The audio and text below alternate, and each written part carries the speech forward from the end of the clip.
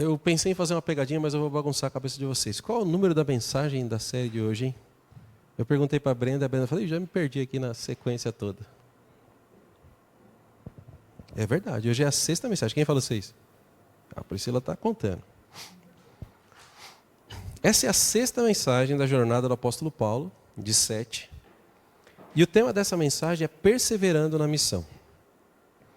Alguns de vocês vão se lembrar que eu falei assim, que a mensagem 4 a gente não estava pronto para ela. E aí eu pulei a mensagem 4 e falei, vou deixar a mensagem 4 para o final.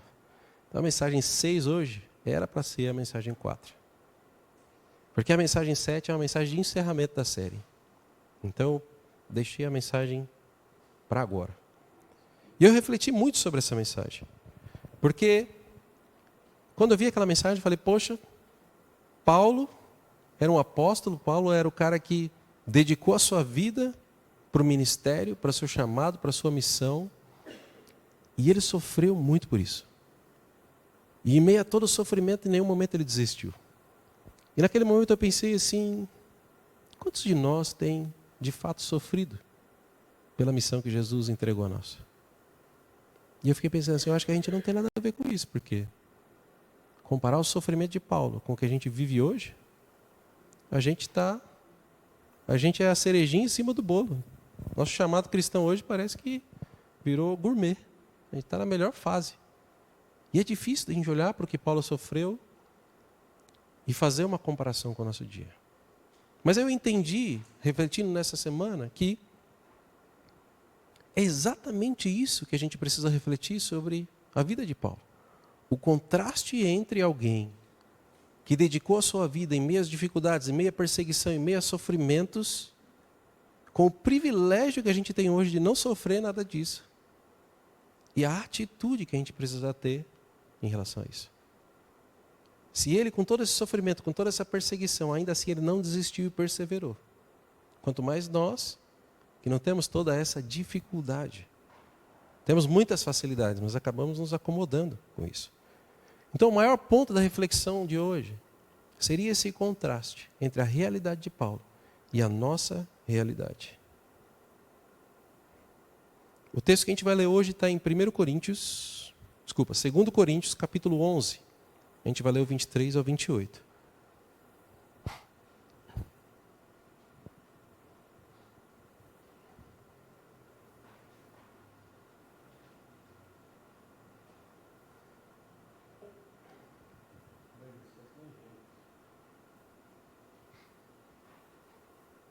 Posso ler?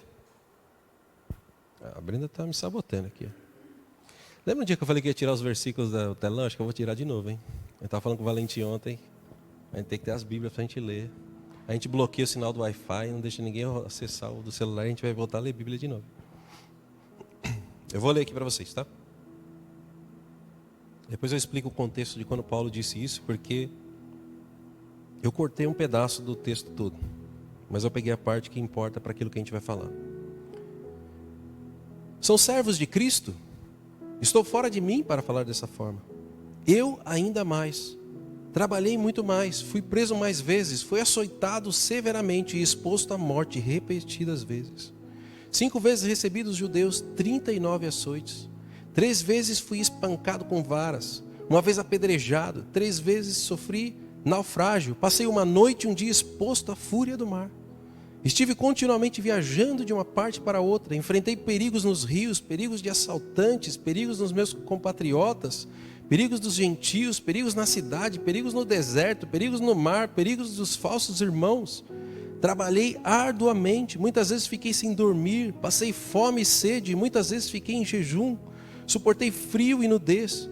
Além disso, enfrento diariamente uma pressão interior, a saber, a minha preocupação com todas as igrejas.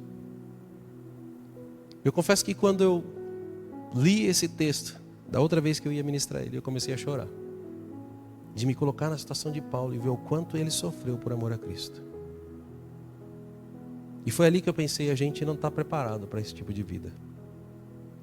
A gente tem muitas facilidades nos dias de hoje. E talvez se a gente pegasse uma das coisas que Paulo sofreu, a gente não suportaria. E ele faz uma lista de muitas perseguições e sofrimentos e acontecimentos que aconteceram na vida dele. E eu acho que a gente não aguentaria um deles sequer. A gente pode escolher o piorzinho e a gente não aguentaria.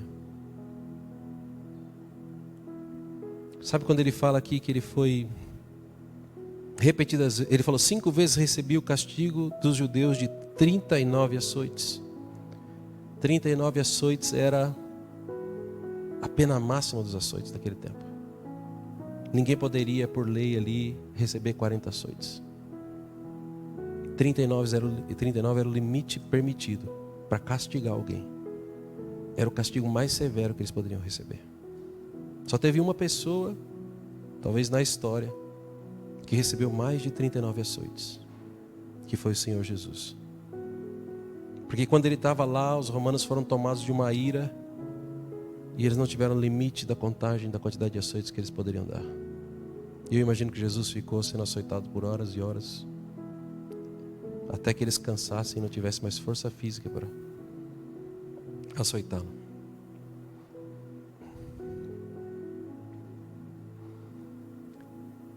Essa descrição de Paulo, quando você pega o contexto do texto todo, se eu não me engano a partir do versículo 16, Paulo está se posicionando como um apóstolo legítimo de Jesus Cristo. Haviam outras pessoas se portando como apóstolos na cidade de Corinto, e Paulo está se defendendo em relação àqueles outros apóstolos. Por isso que ele fala assim: se eles fazem isso, eu também mais. Se eles sofreram, eu também sofri mais. Então ele está no momento onde ele está defendendo a legitimidade do seu apostolado. Partes desse texto Paulo usa de uma certa ironia, porque aquelas pessoas o acusavam de insensato. Então ele fala assim: você está me acusando como insensato, que eu não sou? Eu vou responder vocês como insensato. Então ele usa algumas coisas, usando aquilo que era dito contra ele, respondendo aquelas pessoas com a insensatez que elas o acusaram. E quando ele chega nesse trecho, ele até fala: estou fora de mim para falar dessa forma. Ele está dizendo assim: eu não costumo dizer isso. Porque Paulo não se orgulhava das coisas como se o mérito fosse para ele. Ele diz, acho que no versículo 16, que as pessoas se orgulham, então eu vou falar do que eu deveria me orgulhar. Então ele está colocando um posicionamento de confronto contra aquelas pessoas. Mas independente do contexto onde Paulo estava sendo acusado e estava se defendendo de ser um apóstolo legítimo, o relato que Paulo coloca aqui é um relato impressionante do quanto de sofrimento um homem consegue suportar por amor a Cristo. Se você estudar a fundo o texto, você vai notar que nem todos os açoites, nem todas as prisões estão descritas aqui. Parte delas porque algumas aconteceriam depois, parte delas porque algumas eram talvez irrelevantes para o momento. Então, além do que está escrito aqui, existem outras coisas que aconteceram com Paulo que não estão listadas aqui.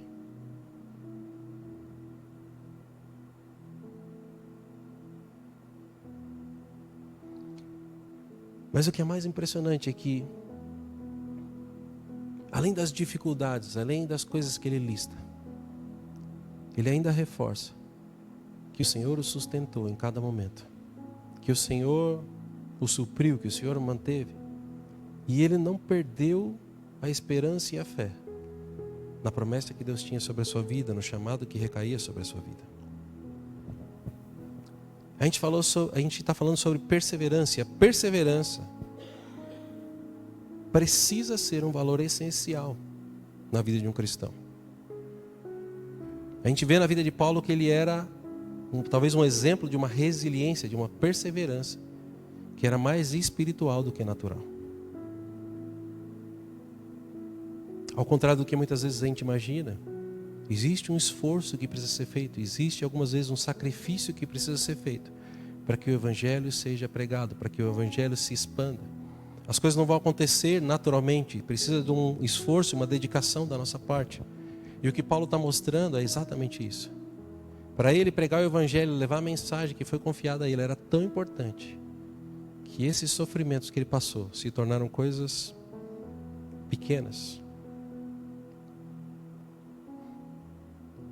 Eu fiquei pensando de todas essas coisas, qual seria talvez o momento mais difícil que Paulo enfrentou das coisas que ele listou, qual foi o momento mais difícil que ele enfrentou na sua jornada? E aí eu escolhi a imagem. Brenda, acho que tem um slide da imagem aí. Aí eu escolhi essa imagem, eu pedi para a inteligência artificial criar essa imagem, que para mim talvez não tenha sido para Paulo, mas se fosse para mim, com certeza seria o pior momento do que Paulo passou. Quando Paulo foi açoitado, é minha versão, tá? Eu estou imaginando, quando Paulo foi açoitado, ele estava em terra firme, ele tinha uma certa segurança, ele sabia, olha, está doendo, mas estou vivo. O único perigo que eu tenho é que é a dor que eu tenho que sentir agora. Quando ele estava preso, ele fala assim, eu não tenho minha liberdade, mas ainda estou vivo, não sei o que vai acontecer a seguir. Mas eu fico imaginando, eu não sei se vocês já passaram por isso, eu nunca passei, eu fico imaginando como seria estar no meio de um naufrágio. E ele passou por vários. Uns tempos atrás eu fiz uma ministração sobre quando Paulo estava no navio e eles naufragam e Paulo para na ilha de Malta. É uma boa ministração, se vocês quiserem assistir depois, acho que chama Tempestades não desviam, mas direcionam. Porque provavelmente a maioria de nós no meio daquele naufrágio ia se desesperar e achar que ia morrer. Paulo estava no meio do navio, as pessoas sabiam que o navio ia afundar por causa dele, sabiam que tinha afundado por causa dele. Então ele não tinha muitos amigos lá. Aí eles conseguem chegar na ilha de Malta, todo molhado, com frio, sei lá como é que era. Para ajudar, eles vão acender uma fogueira, uma víbora pica o braço dele. A Bíblia fala que ele levanta a mão e a víbora está presa, os dentes fincados. As pessoas que obviamente não gostavam muito dele falam assim, poxa, está vendo? Isso daí está em pecado, Deus está castigando ele. Ele já achava que estava castigando por conta do navio ter afundado. A víbora pica, é certeza, está em pecado, Deus está castigando.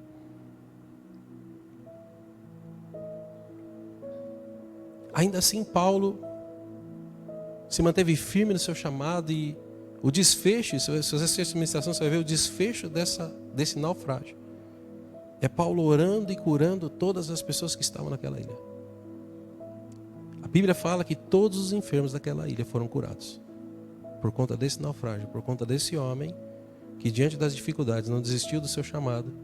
E ainda que ele não estivesse no seu melhor momento, ele estava lá, persistindo e cumprindo o seu chamado. Quando eu tentei criar essa imagem, eu fiquei imaginando esse momento pior que ele descreve nesse texto, onde ele diz que ele naufragou e que ele ficou à deriva. Imagina você afundar, e eu imagino que ele grudou numa madeirinha, foi o que eu tentei criar aqui, e ficou boiando dia e noite lá. Ali, com certeza ele estava com frio, com fome, talvez estivesse com dor, estivesse machucado, mas ele não tinha nenhuma segurança. A única coisa que ele tinha que pegar talvez era um pedaço de madeira. E ele passou assim, dia e noite, sem perspectiva nenhuma. Talvez para mim esse teria sido o pior momento. Eu não sei como a minha cabeça ficaria se eu estivesse no lugar de Paulo nesse momento. Talvez você possa pensar como a sua cabeça ficaria. Só que o que é interessante é que às vezes a nossa mente projeta situações parecidas com essa. Às vezes você tem uma situação no seu trabalho que nem é tão complexa assim. Mas o sentimento que tem dentro de você é como se você tivesse à deriva igual Paulo. Às vezes é uma situação financeira, às vezes é uma enfermidade, às vezes é uma surpresa inesperada. Algo que não estava nos planos, um revés, uma adversidade. Claro que existem adversidades que são terríveis, mas a gente coloca a nossa mente em situações como essa de Paulo. E a gente se vê à deriva. Será que Paulo orou nesse tempo que ele estava lá à deriva? Com certeza orou. Será que a gente ora quando a gente está à deriva? Às vezes a gente ora. Às vezes a gente crê muito, às vezes a gente duvida. Mas quantas pessoas não desistem do seu chamado, da sua caminhada, simplesmente porque parece que Deus não fez as coisas do jeito que ela queria. Deus prometeu, mas não cumpriu. Às vezes Deus ia cumprir mais para frente, mas a pessoa tinha uma expectativa que Deus cumprisse naquele momento, ou daquele jeito, daquela forma. E se eu puder contar um segredo para vocês, você pode imaginar o jeito que você quiser que Deus vai fazer o que Ele diz que vai fazer. Ele vai te surpreender e fazer diferente. E eu confesso que eu já tentei adivinhar várias vezes. Nunca acertei. Aí eu desisti. Falei assim, eu sei o que o senhor vai fazer, faz do seu jeito. Nem vou perder tempo tentando acertar, porque... Mas a nossa reflexão de hoje é... Como a gente pode estar tão distante nos dias de hoje, como igreja, como indivíduos, de sermos como Paulo? De nos mantermos firmes, de manter a nossa fé intacta, inabalável, independente das adversidades. Será que as coisas se modernizaram tanto ao longo dos anos que a gente pode justificar essa distância de realidade? E eu não tenho a resposta para isso. Mas eu sei de uma coisa que é um fato na igreja atual. Não na nossa, mas na igreja como um todo. Nós temos tudo hoje disponível. Na nossa mão, no nosso acesso, nós temos tudo. E a gente não valoriza o que a gente tem. Quantas vezes você leu o Antigo Testamento e viu a história de alguém que sofreu, que pereceu e Deus fez um milagre, e você parou para pensar que aquela pessoa não tinha o Espírito Santo que habita dentro de você? Não existe valor que possa comparar isso.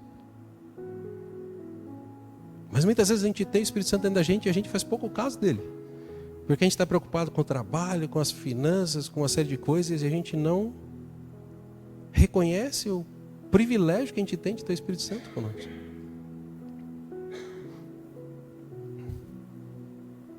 Eu não lembro se eu falei ao longo da série, mas se eu não falei, eu vou falar agora na próxima semana. Quem não assistiu ainda precisa assistir o filme Paulo, o Apóstolo de Cristo. Quem aqui já assistiu?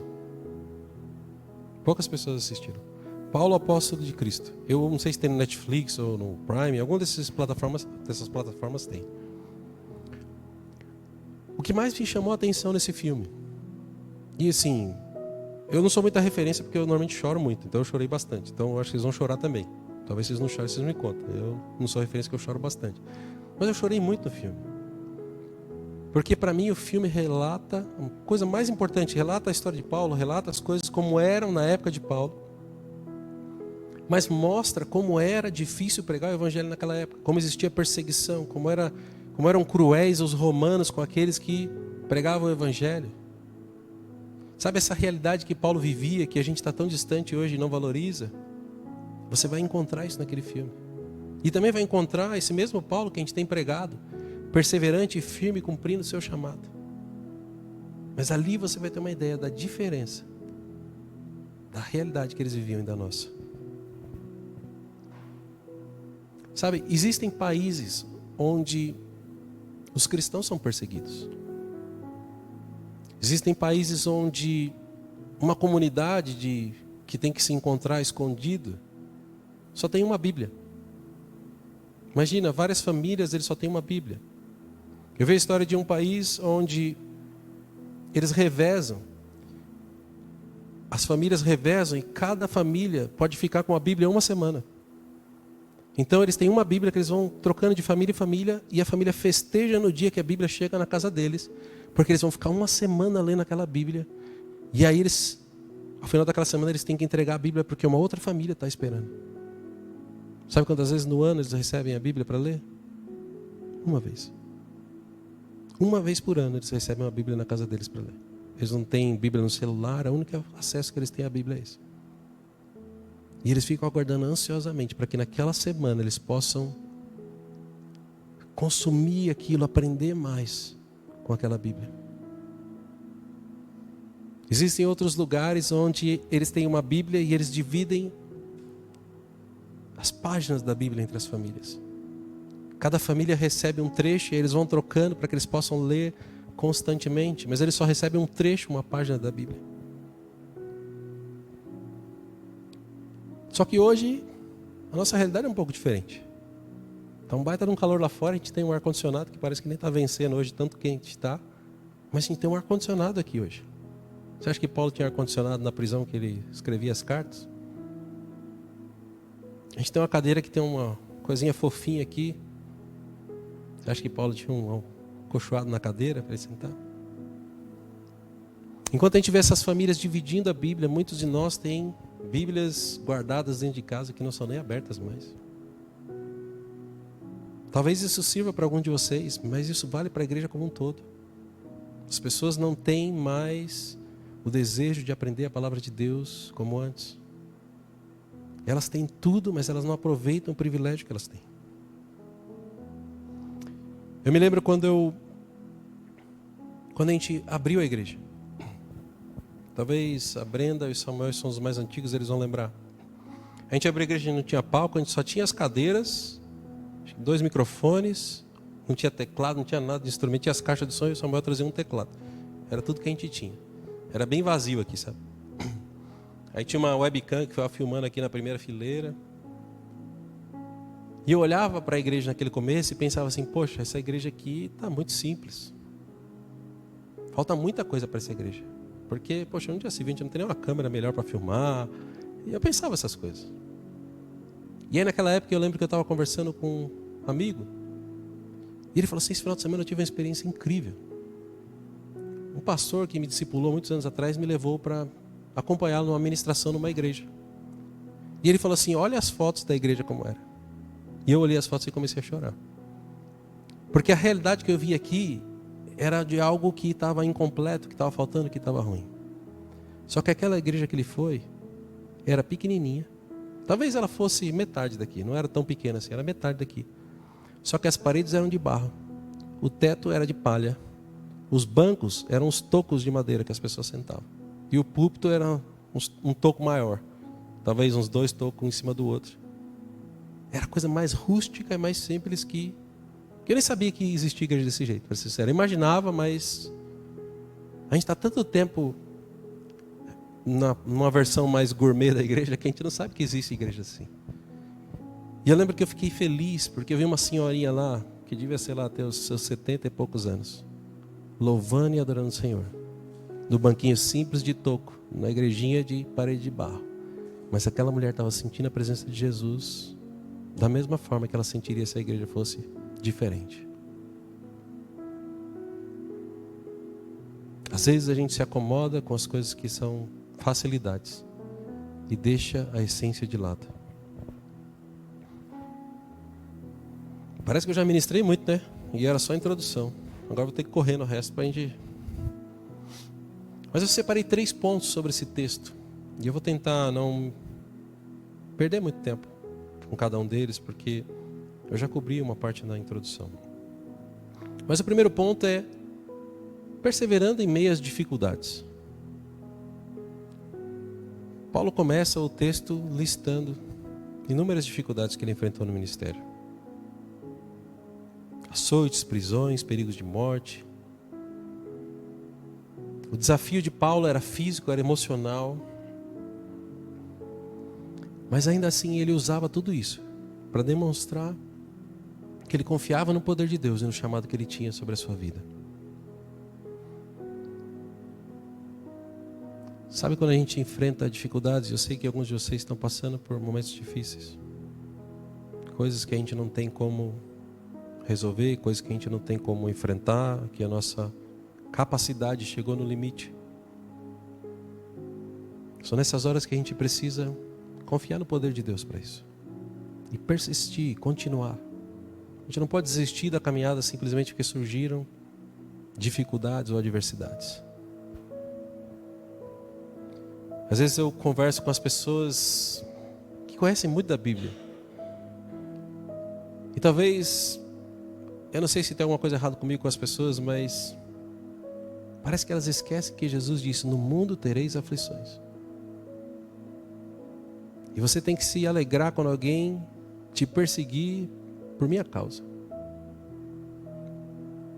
Se a gente deveria se alegrar por alguém perseguir a gente por causa de Jesus, ele sabia que a gente faria algo por ele e seria perseguido, e é isso que Paulo está dizendo. Só que aí vocês vão entrar na minha reflexão e do porquê que eu deixei essa mensagem para lá. Quantos de vocês têm sido perseguidos por causa de Jesus? Talvez exista alguma coisa errada com a igreja de hoje. A gente não está sendo perseguido por causa de Jesus. Aquelas pessoas que dividem a Bíblia lá entre as famílias e as páginas estão, mas nós não.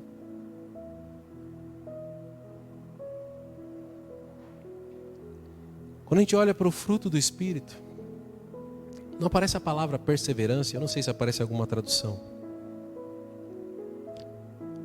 Mas a gente consegue entender que existe lá domínio próprio, paciência. Muitas vezes o domínio próprio a gente precisa para não desistir daquilo. Poxa, as coisas estão difíceis, então eu vou desistir. O domínio próprio é ter o controle da situação e falar assim, ainda que está difícil, eu não vou desistir. A paciência, que faz parte do fruto do Espírito, é, não estou vendo agora, mas eu creio, eu vou esperar porque isso vai chegar. Isso vai acontecer.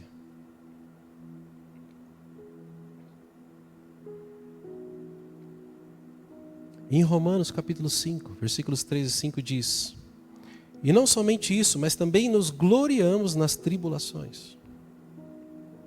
Eu nem preciso perguntar quem que se gloria nas tribulações, porque a gente não se gloria não. Eu não me glorio. Alguém se gloria aqui nas tribulações? Eu não.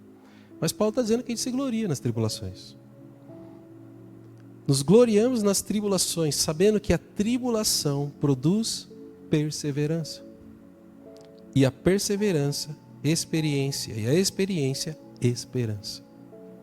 Ora, a esperança não nos deixa decepcionados, porque o amor de Deus é derramado em nosso coração pelo Espírito Santo, que nos foi dado. Paulo está dizendo aqui que nós devemos nos gloriar das tribulações, porque elas produzem perseverança, perseverança, experiência, experiência, esperança. Existe um trabalhar de Deus nas tribulações. Ninguém gosta de passar por tribulação. A gente quer um caminho lisinho, né? A gente fala assim, eu vou orar e Deus vai abrir uma linha reta aqui, que vai ser igual, como é que chama? Aqueles tobogã que você escorrega num tapete, que você senta no tapetinho e vai embora, uma linha reta. A gente queria que a nossa vida fosse assim. Só que se a nossa vida fosse assim, a gente ia sair de um ponto e chegar no outro e não ia mudar. Não ia crescer, não ia ter o nosso caráter trabalhado, não ia ter a nossa fé fortalecida, não ia ter testemunhos para que a gente pudesse alcançar outras pessoas. Se você tivesse só testemunho de vitórias, você ia ter um monte de gente seguindo, interesseira, querendo só vitória. Mas são nas nossas tribulações que nós vamos ser fortalecidos na nossa fé. São nas nossas tribulações que os nossos laços com as pessoas vão ser fortalecidos.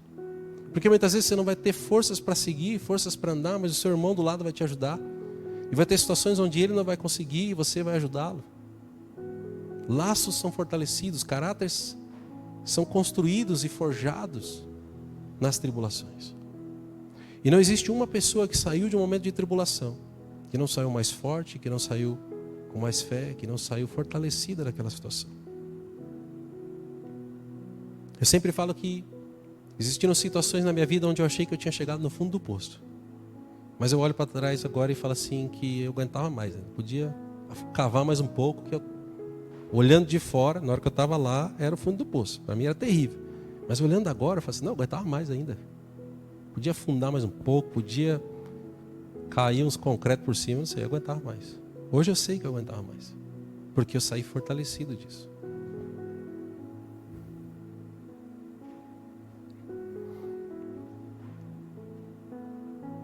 Mas em meio às tribulações, nós precisamos confiar na promessa de Deus. Existe uma promessa em 2 Coríntios 12, 9, que diz: a minha graça é o suficiente para você, porque o meu poder se aperfeiçoa na fraqueza. Portanto, de boa vontade, mais me gloriarei nas fraquezas, para que sobre mim repouse o poder de Cristo. As nossas fraquezas, as nossas limitações, são uma oportunidade para que Cristo seja engrandecido, para que o poder dele seja manifesto nas nossas vidas.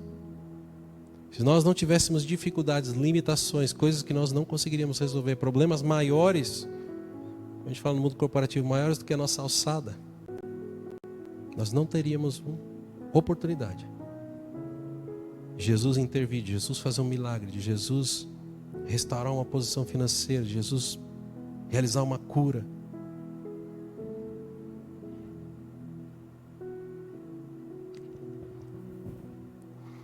É difícil da gente pensar em situações de perseverança. Mas enquanto eu estava pensando em pessoas que perseveraram, eu me lembrei de um livro do André Fernandes que eu li. E eu acho que o primeiro capítulo, na introdução, é um livro que tem um formato de uma fita antiga, aquelas fitas cassete que a gente ouvia áudio. Estou entregando a idade. Fita cassete, você colocava lá no tocador de fita cassete. Ele tem um testemunho de um homem que queria ser missionário. No coração dele queimava o chamado missionário e ele queria ser missionário, mas ele tinha dificuldade em aprender outras línguas. Ele já tinha uma certa idade, ele procurava a sua igreja local e falou assim: eu quero fazer missões. Qual a língua que você sabe falar? Ele falou: não sei falar nenhuma. Mas você consegue aprender? Também não consigo, tenho dificuldade. Então você não pode ser missionário. Mas no coração dele queimava o desejo de ser missionário, ele sabia que esse era o chamado que ele tinha. E ele tentava e era negado, tentava e era negado. Aí ele tentou procurar outras igrejas, tentou procurar organizações que poderiam sustentá-lo, enviá-lo para alguma missão. E ninguém aceitava, porque ele não tinha habilidade ou capacidade de aprender outras línguas. Talvez qualquer um de nós aqui ia falar assim, se me perguntasse se a pessoa tem aptidão para fazer missões, eu ia falar que não. Você não consegue ir para outro lugar e aprender a língua, como é que vai conversar com as pessoas? E durante anos esse homem tentou. Até que ele viu que ninguém acreditava no chamado que ele tinha. Mas ele sabia que ele tinha sido chamado para aquilo. E aí o testemunho conta que ele vendeu tudo que ele tinha. Pegou o dinheiro que ele conseguiu juntar e viajou para um país distante, onde existia uma tribo indígena que nunca tinha ouvido falar de Jesus. E nunca mais se ouviu falar desse homem. Durante décadas, se não me engano, 20 ou 30 anos, ninguém teve notícias dele. Até que um dia uma igreja decidiu mandar missionários para evangelizar essa tribo indígena. Aí talvez a gente está pensando aqui já no... Ele foi no modelo de Paulo, de sofrimento difícil. E aí os missionários mais gourmets para evangelizar a tribo indígena. E aí os missionários sabiam falar a língua da tribo, sabiam se comunicar, sabiam falar, estavam preparados para aquilo. E eles começam a falar sobre Jesus para aqueles indígenas. E aí, depois eles falarem sobre Jesus um pouco, e os indígenas falam para eles assim: a gente conhece esse Jesus que você está falando. Mas como assim vocês conhecem? Nunca ninguém veio aqui? Nunca ninguém aprendeu a língua de vocês e veio ensinar? Ele falou assim: realmente o Jesus não falava a nossa língua, mas eu quero que você venha aqui e a gente vai te mostrar onde é que ele foi enterrado. E quando eles chegam naquele túmulo, era o túmulo daquele missionário que tinha largado tudo para cumprir o seu chamado. As suas limitações não impediram de cumprir o seu chamado. Ele não tinha habilidade para aprender a língua, mas o testemunho que ele tinha, a sua vida foi um exemplo para aquelas pessoas. Quando as pessoas falaram de Jesus para aqueles indígenas, eles acharam que aquele homem era Jesus. Quanto da nossa vida tem refletido Jesus nas pessoas que estão ao nosso redor? Será que a gente olha para os problemas e a gente reclama? Será que a gente olha para as dificuldades e a gente passa para as pessoas uma impressão de que o nosso Deus não tem poder, de que o nosso Deus não se importa com a gente? O exemplo de Paulo e o exemplo desse homem nos mostram que, a despeito das adversidades, precisamos perseverar, confiando no Senhor. O segundo ponto fala sobre permanecer fiel à missão. A gente falou um pouquinho sobre isso na introdução, mas quantos de vocês têm uma missão que foi instituída por Jesus? Talvez vocês tenham um chamado, talvez vocês tenham um ministério, talvez tenham coisas que vocês tenham começado no passado e vocês não estão executando hoje.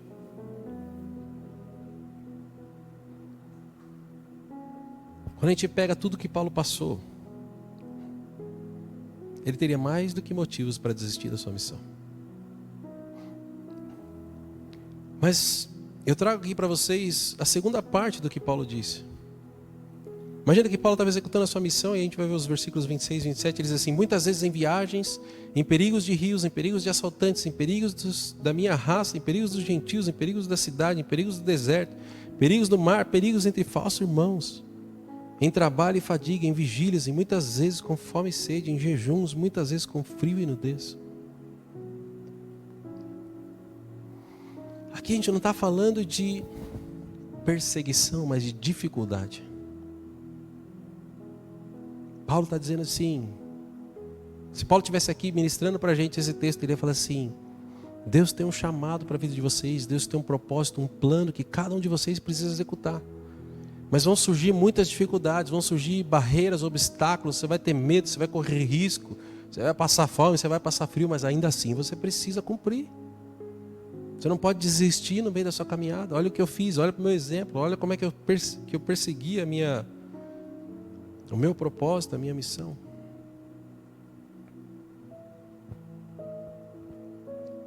Uma das coisas que me chama a atenção nesse texto é quando ele fala assim: em perigos entre falsos irmãos. Imagina pessoas que Paulo confiava que de repente se mostraram pessoas que não eram confiáveis. Talvez pessoas que ele contava que iam suportá-lo no ministério, pessoas que iam caminhar com ele e o abandonaram. Talvez a gente se lembre quando Jesus foi preso, crucificado, e todos os discípulos fugiram.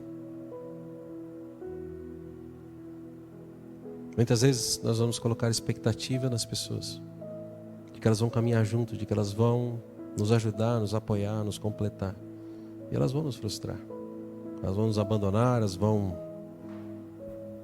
talvez elas vão se frustrar conosco, nós vamos nos frustrar com elas. Também existem pessoas que são interesseiras.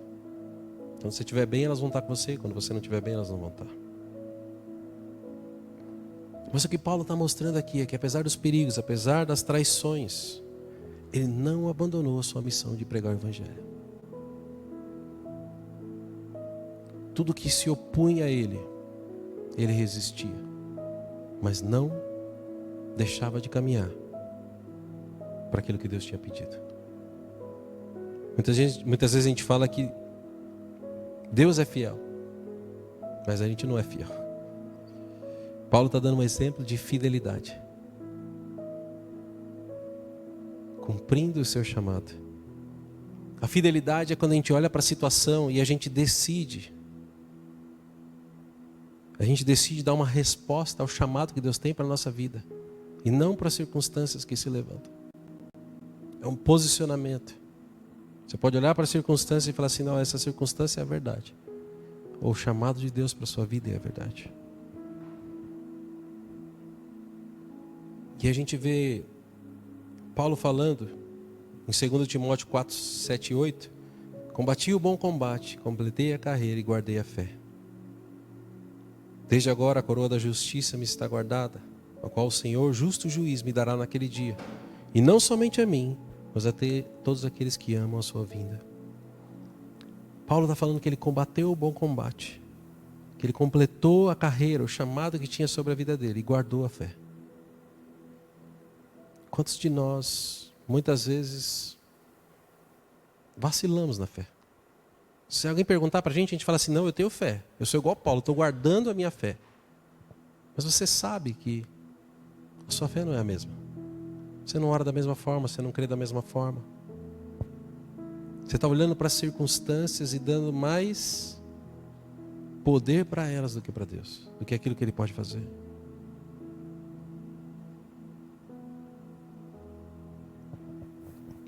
Às vezes a gente esquece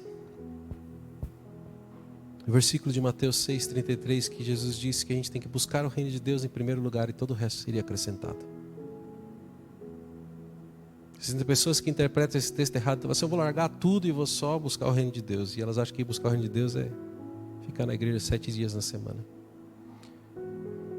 O que Jesus está dizendo aqui em Mateus é que existe uma prioridade na nossa vida. E buscar o reino de Deus nada mais é do que buscar fazer a sua vontade, buscar colocar Ele em primeiro lugar na nossa vida. Não quer dizer se abster das nossas responsabilidades, a gente ainda tem que continuar trabalhando, tem que continuar cuidando da nossa família, a gente precisa fazer isso. Mas a prioridade é buscar o reino de Deus em primeiro lugar, é buscar a vontade dEle para nossas vidas.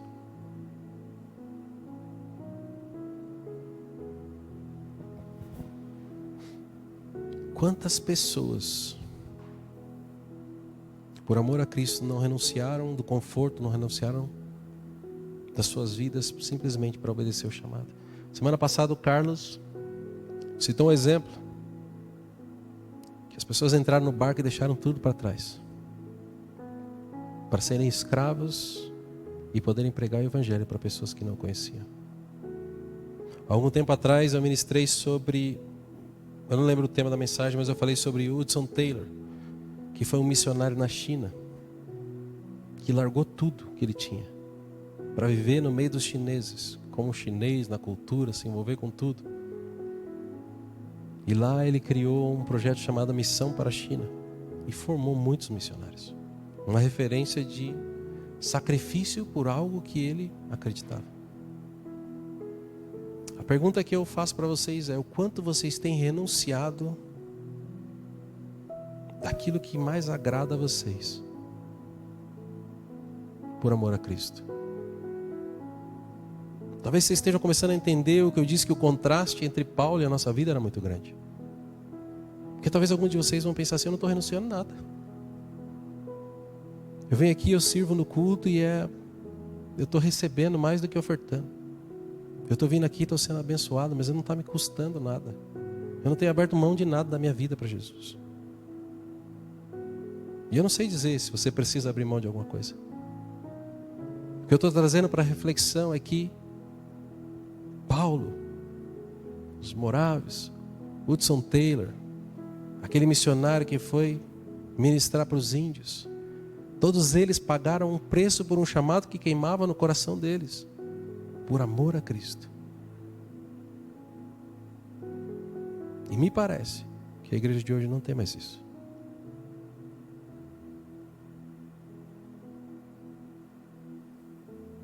E o terceiro ponto está no versículo 28. Paulo diz: além das coisas exteriores, tudo isso que ele falou eram exteriores, há o que pesa sobre mim diariamente.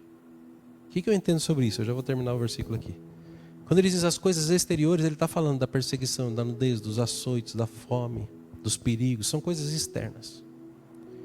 E agora Paulo está trazendo para algo interior, que é como ele se sente, o emocional de Paulo. Além das coisas exteriores, há o que pesa sobre mim diariamente: a preocupação com todas as igrejas. Paulo está colocando aqui, ele usa o termo preocupação com as igrejas, porque provavelmente ele estava olhando aquilo que ele tinha ministrado, aquilo que ele tinha ensinado. Ele está vendo que a igreja está indo por um caminho que não era aquilo que ele acredita, ou aquilo que ele tinha aprendido com Jesus.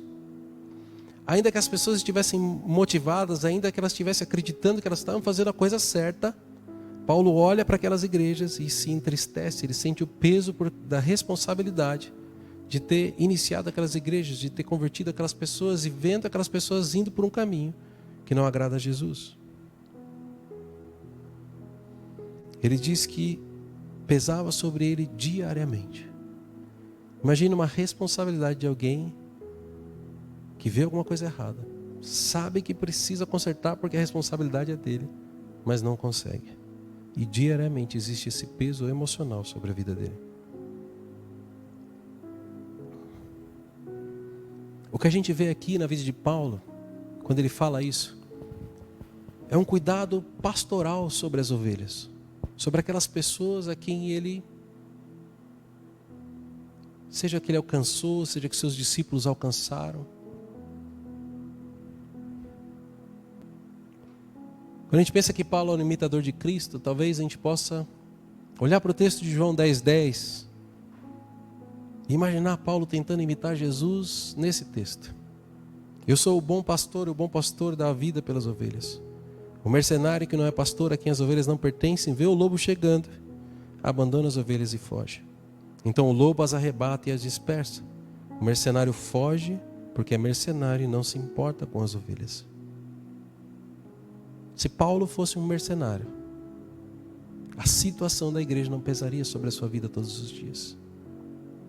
Mas Paulo se posicionou como aquele pastor que cuida das suas ovelhas.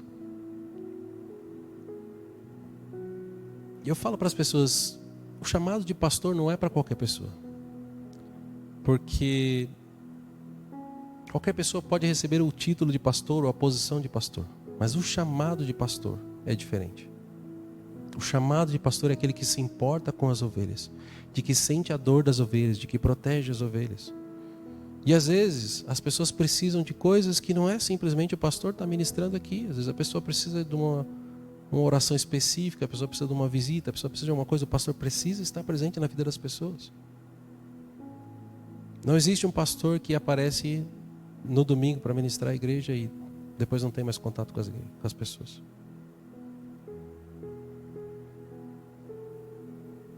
Em Hebreus capítulo 13, 17 diz: obedeçam aos seus líderes e sejam submissos a eles, pois cuidam da alma de vocês como quem deve prestar contas.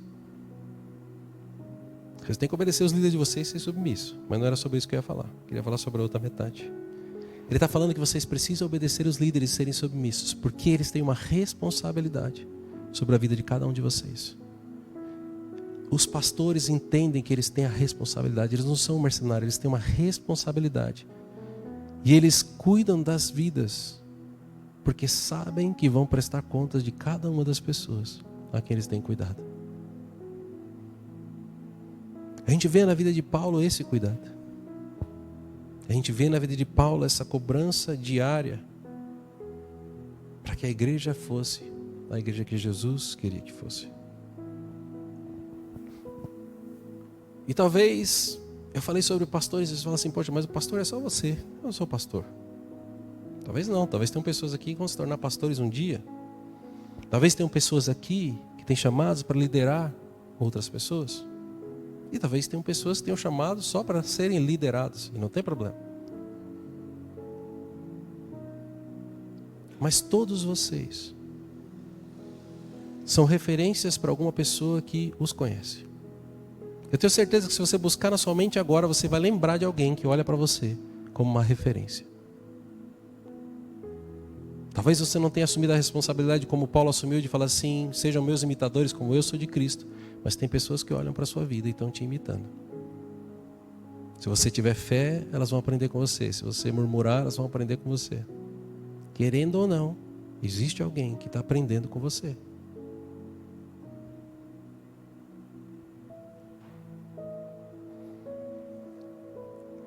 Independente se vocês são pastores, se são líderes ou se são pessoas que vão ser lideradas. Existem momentos na sua vida onde você vai ter que suportar as pessoas que estão liderando vocês. A gente viu na ministração de Paulo alguns atrás, onde Onesíforo foi aquele que suportou Paulo no pior momento do ministério dele. Ele era um discípulo, todos haviam abandonado Paulo, mas ele foi lá e se manteve firme, procurou Paulo e sustentou. Paulo era o líder, mas ele precisava de ajuda. E Onesíforo foi o suporte necessário naquele momento. E existem momentos onde você vai precisar ser o líder daquelas pessoas que se espelham em você. Talvez elas nem estejam aqui, o que é ainda melhor. Pessoas que não conhecem Jesus, mas que se espelham em você. Que talvez vão conhecer Jesus pela sua vida, pelo seu testemunho, pelo seu posicionamento. A igreja de Cristo começa nessas 4 paredes, com a união entre as pessoas, mas ela transcende, ela vai para fora das 4 paredes e alcança outras pessoas. Nós como cristãos temos responsabilidades. Em alguns momentos suportar os nossos líderes, em algum momento sermos submissos a eles, em alguns momentos nos envolver com a obra, envolver com a obra na igreja, a obra fora da igreja. Mas nós precisamos ter esse envolvimento. Vocês conseguem imaginar de tudo que a gente viu sobre Paulo até aqui? Um Paulo que só iria uma vez por semana no culto e depois passaria o resto da semana sem fazer mais nada. Talvez esse seja o maior contraste entre a vida de Paulo e a vida da igreja nos dias de hoje.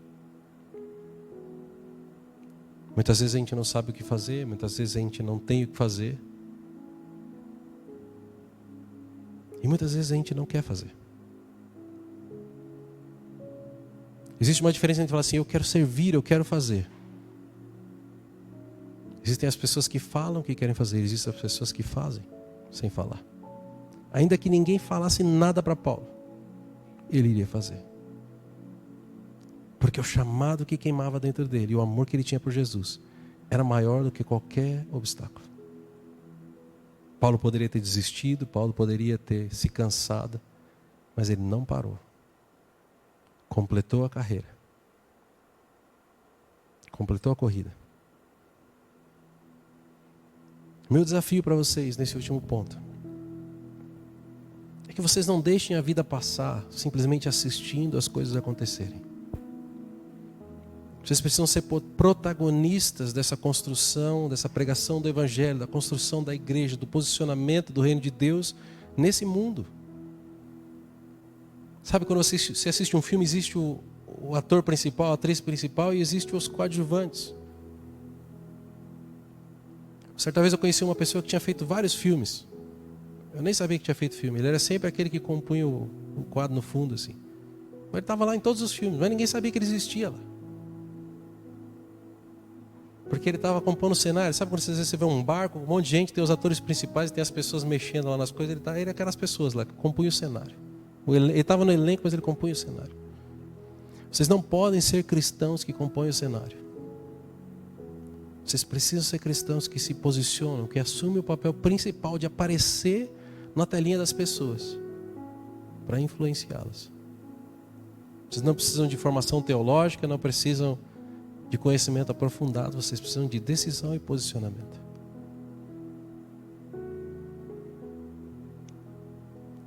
Enquanto eu preparava essa série de Paulo, eu fui tão ministrado e confrontado com a realidade que a gente vive hoje, que eu refleti muitas vezes. Falei, será que a gente está fazendo certo de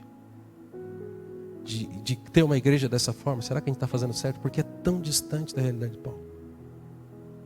Não que a gente tenha que sofrer, ninguém está dizendo aqui que agora vocês vão começar a sofrer por isso como Paulo sofreu. Mas é a dedicação, a entrega que Paulo tinha para isso. Talvez falte para mim, talvez falte para vocês, mas alguma coisa precisa mudar. E se não começar, a mudança não começar com nós, vai começar com quem? Queria que vocês ficassem de pé para a gente encerrar e eu já vou orar. Mas a gente vê na vida de Paulo que ele foi um exemplo de perseverança, de fidelidade e de um amor sacrificial pela obra de Deus.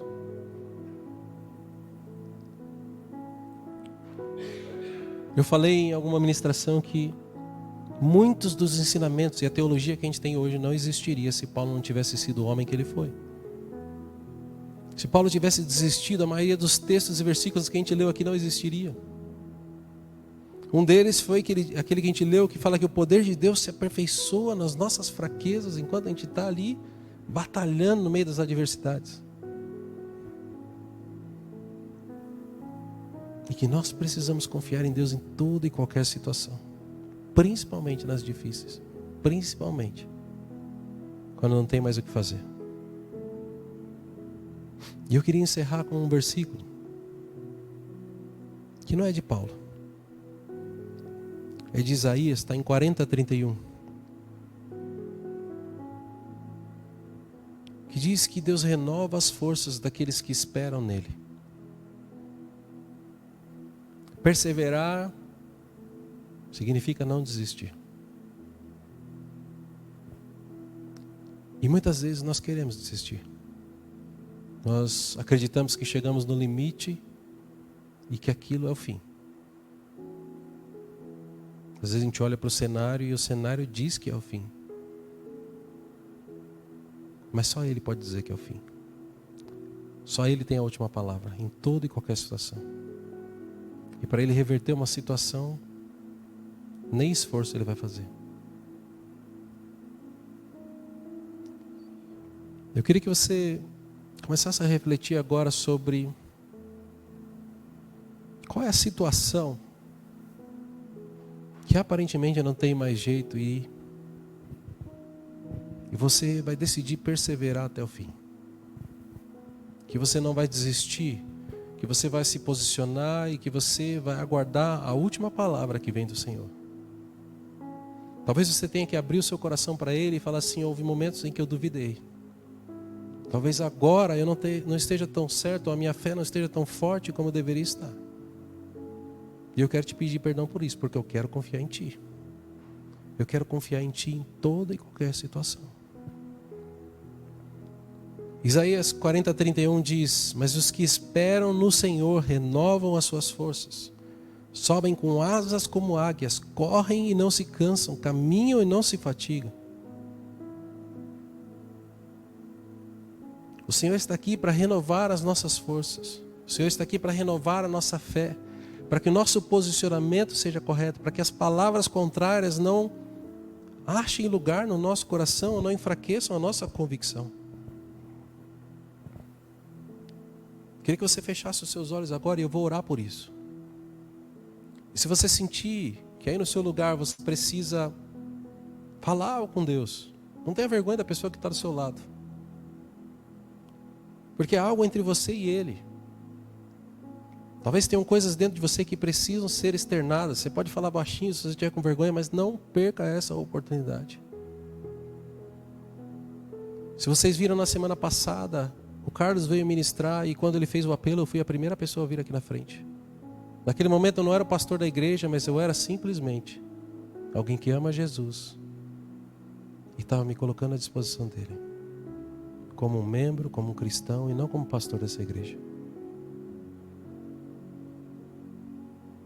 Jesus está aqui e Ele quer restaurar algo na sua vida. Talvez seja a fé, talvez seja uma situação, eu não sei o que é. É entre você e Ele. Uma coisa eu quero que você saiba: Ele tem poder e autoridade para reverter qualquer situação. Então quando eu estiver orando, se você sentir no coração, abra sua boca, peça a Ele, clame a Ele. Não deixe passar esse momento, porque Ele está aqui, só esperando, para que você possa ser mais parecido com Paulo, para que você se fortaleça para poder perseverar, para que você se fortaleça para cumprir,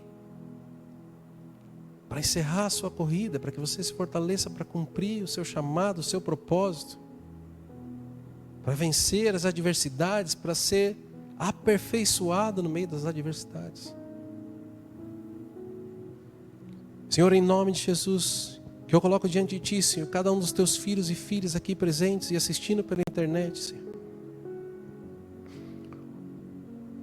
Ouve agora, Senhor, as orações, Senhor. Aquilo que tem permeado, Senhor, os seus corações, as mentes, as dúvidas, os medos, os receios, os erros, as falhas, Senhor. Recebe, Senhor, os pedidos de perdão dos Teus filhos. Recebe, Senhor, o arrependimento que flui, Senhor, dos corações, Pai. Recebe, Senhor, os pedidos para que o Senhor renove a fé, para que o Senhor aumente a fé, para que o Senhor trabalhe, Senhor, em cada um deles, para que as circunstâncias não venham, Senhor, a dominá-los ou enfraquecê-los. Para que eles possam, Senhor, usar dessas adversidades para que o Seu nome seja engrandecido, para que o Seu nome seja glorificado, como cantamos no início dessa manhã, Senhor. Toda honra e toda glória pertencem a Ti, Senhor. E nós precisamos estar alinhados com isso, Senhor, preparados, Senhor, para que o Seu nome seja engrandecido através das nossas vidas, através do nosso testemunho, Senhor. Eu coloco diante de Ti agora, Senhor, cada pedido dos Teus filhos e filhas, Senhor. Começa, Senhor, a intervir, Senhor, em cada solicitação dessa, Senhor. Começa, Senhor, a trabalhar, Senhor, em cada causa apresentada aqui para Ti, Senhor. Começa a visitar, Senhor, as pessoas e situações que não estão aqui nesse momento, nesse prédio, Senhor, mas que fazem parte, Senhor, dos pensamentos dos Teus filhos aqui, Senhor. Começa a trabalhar, Senhor, de uma forma, Senhor, que eles saibam que é o Senhor que está agindo, Senhor. Começa a trabalhar de uma forma que é o Senhor que está construindo um grande testemunho. Começa a trabalhar, Senhor, de uma forma onde eles vejam o Teu sobrenatural.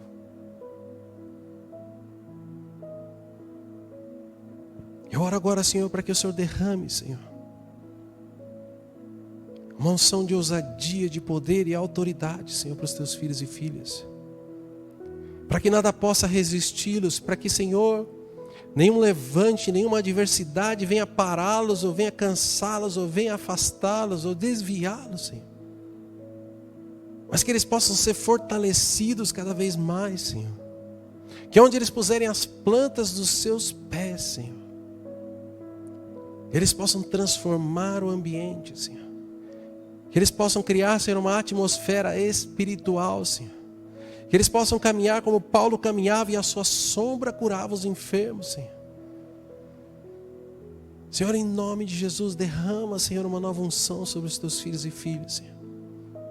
Para que eles não sejam mais como coadjuvantes, para que eles não sejam mais como cristãos que preenchem o cenário, mas que eles possam ser protagonistas na expansão do reino, para que eles possam ser, Senhor, pessoas posicionadas em Ti, que confiam em Ti, que obedecem a Ti, Senhor.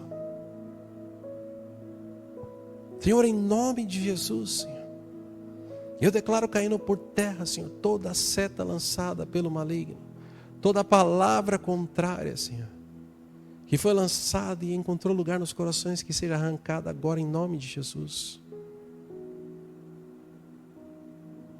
Eu declaro, Senhor, que o Teu Espírito Santo, os Teus Espíritos ministradores, Senhor, estão caminhando no nosso meio, estão caminhando, Senhor, nos locais onde estão as pessoas que estão sendo apresentadas aqui, Senhor, que estão sendo tocadas, curadas, restauradas, Senhor, que estão sentindo a Tua presença, estão sentindo, Senhor, o Teu calor, Senhor, estão sentindo, Senhor, que algo está sendo trabalhado nas suas vidas, seja nas emoções, no coração, Senhor, seja no aspecto físico, Senhor. Nós declaramos a cura em nome de Jesus, nós declaramos a restauração em nome de Jesus, Senhor. Nós declaramos vida em nome de Jesus, Pai.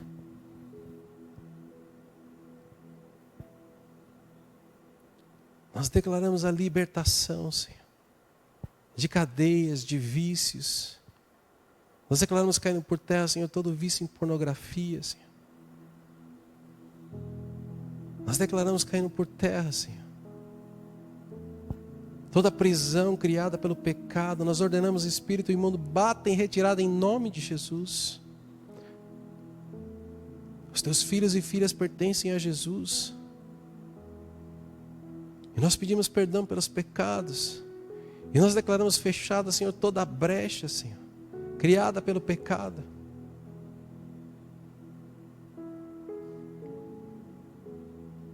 Coloca, Senhor, os teus anjos acampados sobre os teus filhos e filhas, Senhor, para que eles não cedam mais às tentações, para que eles não venham, Senhor, a se aprisionar cada vez mais, Senhor. O Senhor é poderoso para reverter toda a situação. Você precisa confiar nele. Você precisa confiar que Ele tem o escape e que Ele tem algo melhor. Ainda que pareça que há um prejuízo, é um presente de Deus. O Senhor está liberando libertação aqui nessa manhã. Libertação de vícios, libertação de pecados. Confia nele e persevera. Deus tem um plano na sua vida. Deus tem um plano para você. O pecado estava te afastando desse plano, mas existe algo que Ele tem preparado para você.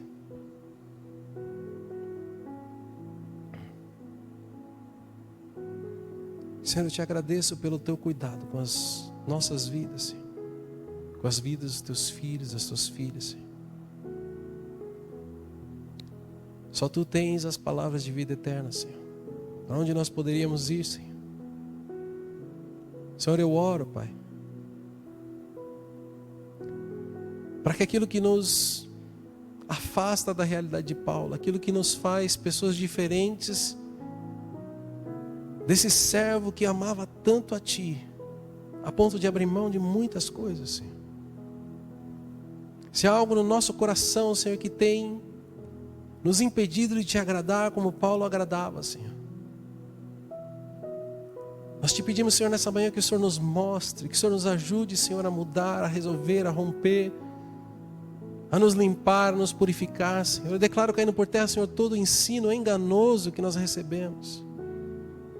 Eu declaro caindo por terra, Senhor, todo comodismo, Senhor, todo conforto que nos impede, Senhor, de sermos como Paulo. E nós nos colocamos diante de Ti, Senhor, à Tua disposição. Usa, Senhor, as nossas vidas conforme a Tua vontade, não a nossa. Que seja feita a tua vontade, Senhor, e não a nossa. Eis-nos aqui, Senhor, para aquilo que o Senhor precisar. Senhor, eu te agradeço por esse tempo, Senhor. Te agradeço pelas vidas que estão aqui e ouviram essa mensagem. E eu te agradeço, Senhor, pelo teu trabalhar na vida de cada uma das pessoas que o Senhor conhece melhor do que elas mesmas, Senhor, e sabe do que elas precisam, Senhor. Eu te agradeço, Senhor, porque eu sei que o Senhor falou com aquelas pessoas que precisavam. Eu sei que o Senhor curou, eu sei que o Senhor libertou, porque esse é o seu amor que é derramado sobre nós. E é nas nossas fraquezas que nós somos aperfeiçoados, Senhor. E eu creio que nessa manhã fomos aperfeiçoados, Pai. E eu oro, Senhor, para que nós possamos seguir perseverando, como Paulo perseverou, Senhor. Eu oro, Senhor, para que nós possamos ser imitadores de Paulo, assim como era de Cristo, Pai. Muito obrigado, Senhor, por esse tempo. Muito obrigado, Senhor, pela tua presença nessa manhã, Senhor. Muito obrigado, Pai. Leva, Senhor, os teus filhos e filhas em segurança para suas casas. Acompanha o Senhor com a tua presença, que eles possam te sentir, Senhor, em cada momento. Alguns vão voltar para suas casas e vão voltar para a sua realidade, dificuldade, de problemas, Senhor. Mas eu oro para que a tua presença venha transformar, Senhor, cada situação. E ainda que eles voltem para a mesma situação, para o mesmo problema, Senhor, a tua presença vai fazer que aquele momento seja diferente. Porque eles vão te sentir, eles vão saber que o Senhor está trabalhando lá, Senhor. Muito obrigado, Senhor, em nome de Jesus, Senhor. Que Deus abençoe, que vocês tenham uma excelente semana. E que vocês sejam cada vez mais parecidos com Paulo. Imitadores de Paulo, assim como ele era de Cristo. Em nome de Jesus. Deus abençoe, uma excelente semana para vocês.